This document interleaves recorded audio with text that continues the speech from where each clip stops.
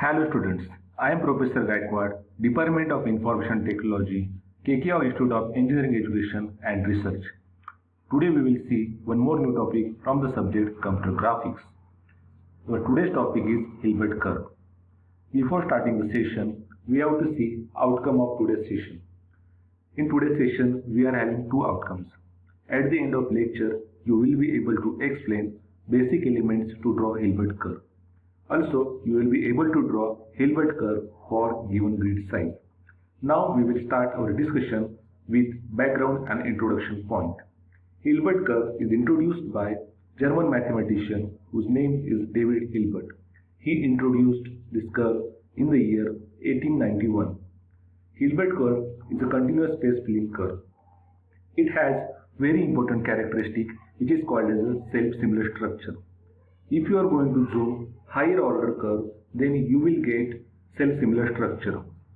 Whenever you are going to zoom that higher order curve, then you will get some sections from that higher order curve, and the pattern you see looks just like same as itself.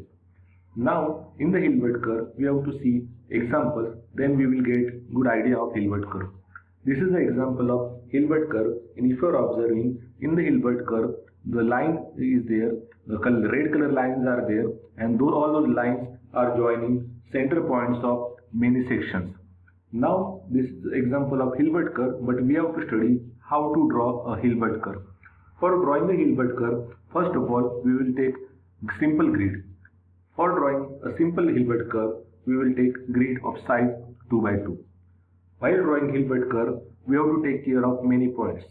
We have to preserve self-similar structure while joining the lines. So in the Hilbert curve, self-similar structure is very important. Also we have to take care of two more important conditions.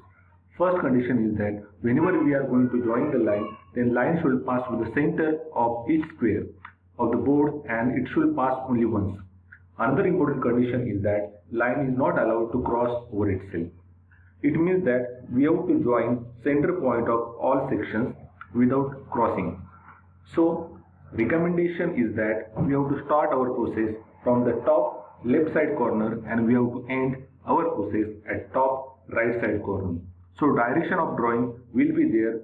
So first of all we have to visit to the top left side section, then we will visit to the bottom left side section, then we will visit to the center point of bottom right side section, and at last we will visit to the center point of top right side section. So after joining all these center points, we will get a result, and that result is in front of you. This is the first stage Hilbert curve construction. Now after that we can increase the grid size. As we are going to increase grid size, that process will get complex. So whenever we are going to increase grid size, we have to add a little bit different strategy. Now consider in previous case we have considered grid size 2 by 2. Now consider the grid size 4 by 4. Also consider that this grid is having nesting of say 2 by 2. So as I said, it is a nesting of grids with size 2 by 2, and the output, that nesting is visible in front of you. So as I said, two important conditions are there. Line should pass to the center point of square, and second one is that line should not allow to cross over itself. So first of all, while drawing Hilbert curve for 4 by 4 grid, take a section, first section from the left side top corner, in which there is a grid of size 2 by 2. As I said, it is a nesting, so we will take top left side corner where grid of size 2 by 2 is present. Now in that grid, first of all we will join center point of first cell, then center point of second cell which is at right side, then center point of third cell which is at bottom right side, and center point of fourth cell which is at bottom left side. So like this we will join all the center points of first section which is at left side and having size 2 by 2. So you can observe this grid as a nesting, as I said, and it is having 4 sections, and every section is having another grid with size 2 by 2. So after completing then joining of center point for the first section, as per the algorithm or as per the guideline, we will move towards left side bottom, and left side bottom also we will again get one more grid, and if you are observing again in this grid you will get 4 cell 4 section. Here also you can join center point of first cell, then move to the left direction, left bottom direction, then left right direction, and after that after that right bottom direction, and after that right top direction. So after connecting all these points, as per algorithm, we have to move towards next section, and we will move in towards bottom right side. In the bottom right side, we will get one more grid with size 2 by 2. In bottom right side again, we will follow the same process. We will join first point, second point, third point, and fourth point. After joining it, at last we have to end our process at right top corner. Here also we will join the center point.